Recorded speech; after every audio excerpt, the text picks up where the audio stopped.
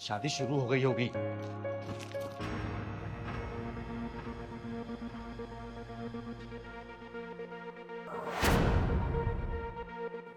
पगड़ी उतारने से कुछ नहीं होगा। नोटों की गड्डियां निकालो, गड्डियां, जो शादी के पहले तय हुआ था।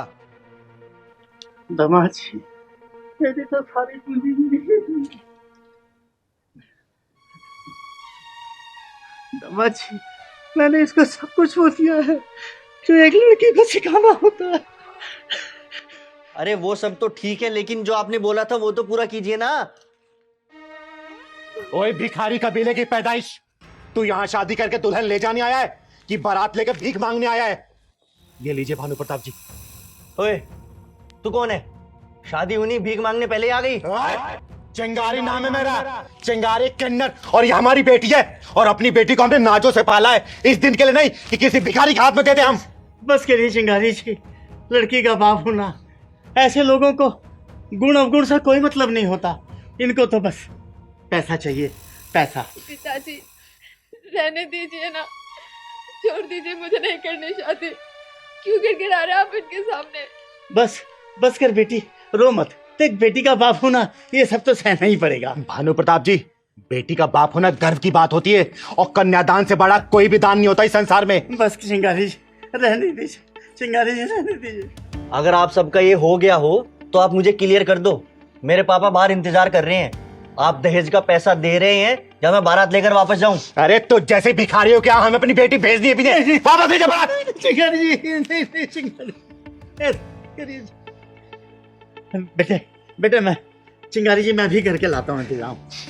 भानु प्रताप जी, आपको पता है, जब राजा जनक जी के यहाँ से राजा दशरथ जी अपने चारों बेटों की शादी करके अयोध्या के लौट रहे थे ना, तब राजा दशरथ जी ने बोला कि हे जनक, मैं आपके पैर पूजना चाहता हूं।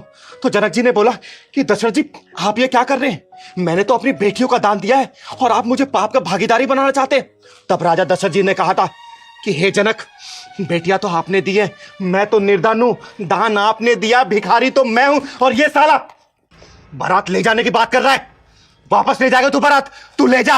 और चिंगारी चाहे ना तेरे जैसे 10-20 को यही खरीद सकती है, लेकिन नहीं, अगर आज मैंने तुझे पैसे दे दिए ना, तू कल और डिमांड करेगा, समझा?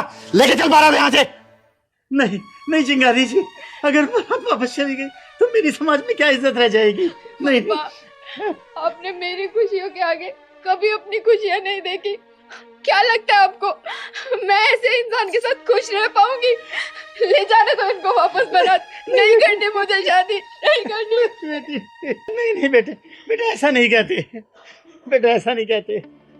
हो गया आप सबका प्रवचन, सुन लिया मैंने। अब मैं जाऊं? एक मिनट, पापा से बात कर देता हूं।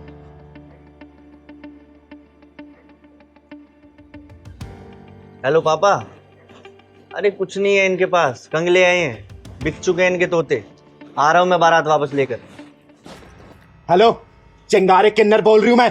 अब बता, अपने बेटे का कितना दाम लगाया है? कितने में बिकेगा तेरा बिकाऊ पुता? अरे क्या बदतमीजी है ये? सुन, तो हमारे घर में खड़ा है इसलिए खड़ा है, वरना कंधे पर ज्यादा तू यहाँ। और तू बता, कितनी बोली है तेरी? चिंगारी अभी पैसा देती है और गुलाम बनाएगी अपने रोमा बेटे के लिए।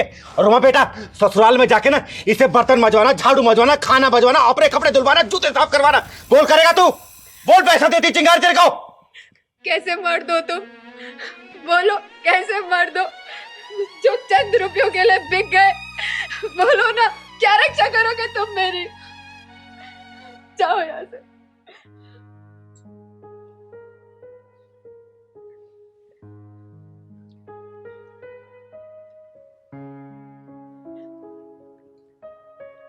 चिंगारी जी, मुझे माफ कर दीजिए, मुझसे बहुत बड़ी गलती हो गई।